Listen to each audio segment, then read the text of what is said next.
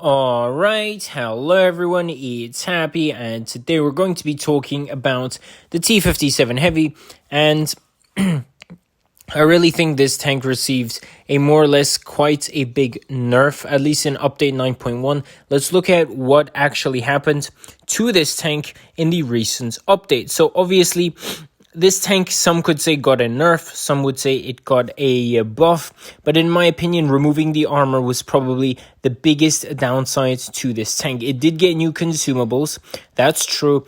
However, I really feel like this is now more or less something like a glass cannon of a tank. So it has a really good gun, but apart from that, it has no mobility or armor, and that's very, very bad, because usually for a tank to be good, it has to have more than one thing going for it, you know? In this case, it's just the gun, and everything else is really, really meh.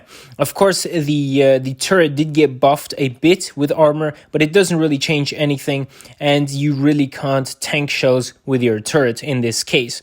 So in my opinion, I think this playstyle on this tank has been changed by a lot. You can't really peek, get a ricochet, and then dump 3 shots into someone. You're always going to have to lose HP, and that is always bad as a heavy tank. Of course, you do have a little bit extra HP, but that doesn't necessarily save you. And in this case, if you're fighting against a very high DPM enemy, I really think the T-57 is going to struggle.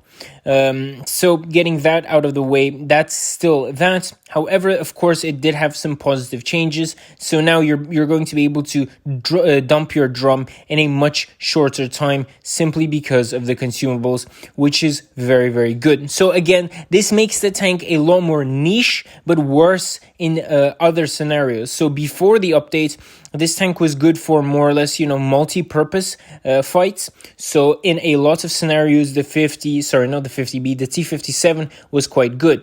Now it's going to be better in niche situations where, there's a lot of enemies and you don't have that much time to poke out. So you can poke out and give your shots and then run away.